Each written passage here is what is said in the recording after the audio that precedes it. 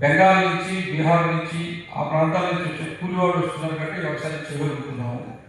ఇక్కడ పనిచేసేందుకు మనిషి దొరకటం లేదు. ఇన్ని రకాలుగా హిందువులు ఇబ్బంది పడుతున్నాము. అసలు ఈ సమాజాన్ని నిలబెట్టుకోవడం ఎట్లా ఆలోచించాలో వద్దా? సమాజం ఎట్లా నిలబడుతుంది? ఈరోజు ఏ సివిల్ కోర్టుకు పోయినా విడాకులు వేసుకున్నది హిందువులు లేదు. పెళ్లి చేసుకుంటే కలిసి ఉండకపోతుంది, పిల్లల్ని కనకపోతుంది, కంటే ఒక్కళ్ళని పెట్టి ఈరోజు పెద్ద పెద్ద సిటీస్లో ఒక పద్ధతి వచ్చింది. ఏంటంటే డింక్ అంటే ఏంటంటే dual income, no kids. Dual income అంటే భార్యాభర్త సంపాదించుకోవడం, మనకు పిల్లలు వద్దు, మన ఇద్దరు జీవిద్దాం, చచ్చిపోదాం. ఒక జాతి అంతరించిపోతుంటే మనం ముస్లింల గురించి, క్రిస్టియన్స్ చేసే మత మార్పుల గురించి మాట్లాడుకుంటాం.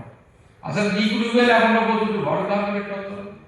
నువ్వే పిల్లలు కనకపోతే, నీ జాతిని ఉద్ధరించుకోకపోతే, నేను 20 సంవత్సరాల తర్వాత ఇదే మోపిదేవికి వచ్చి హిందూ సంఘాలు ఇక్కడ పెట్టగలనా? ఎంతమంది ఉంటారు ఈ ఊళ్ళో? నేను ఊరికే చెప్పట్లేదు, మీ ఊళ్ళో మీరే సర్వే చేసుకోండి. ఈరోజు ఇక్కడ ఉండేటువంటి పెద్దవాళ్ళు కనుక తప్పుకుంటే 10 ఏళ్ళు 20 ఏళ్ళు ఎప్పటికైనా కానీ ఊర్లు ఖాళీ అవుతున్నాయి. హైదరాబాద్లో సంతోష్ నగర్ కాలనీ 100% హిందువులది, ఈరోజు 50% ముస్లిమ్స్ వచ్చేస్తారు. హైదరాబాద్లో మలక్పేట 100% హిందువులది, 50% ముస్లిమ్స్ వచ్చేసారు.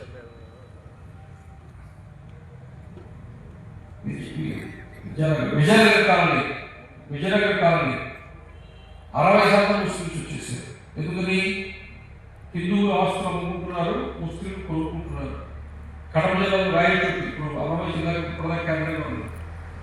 వైశ్యులు సగం బజార్ అమ్మేసుకున్నారు, ముస్లింస్ కొనుక్కున్నారు.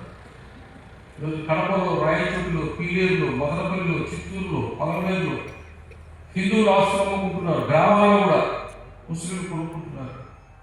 ఇవి ఏమీ చూసుకోకుండా శ్రీకృష్ణ పరమాత్ముడు 4 రోజులు అవతార పరిసమాప్తి చేసుకుంటా ఉన్నప్పుడు ఆయన అర్జునుడిని పిలిచి, ఈరోజు 4వ రోజున నేను తప్పుకుంటున్నాను, అవతార పరిసమాప్తం అవుతుంది, నీవు ద్వారకలో ఉండేటువంటి మా వంశం ముందుకు సాగాలి, అందుకని ద్వారకలో ఉండేటువంటి పిల్లలను వాళ్ళు పోషించడానికి వాళ్ళ తల్లులను వీళ్ళందరినీ రథాలెక్కించుకుని ద్వారకాలను వచ్చి హస్తినాపురం తీసుకోమని చెప్పాడు.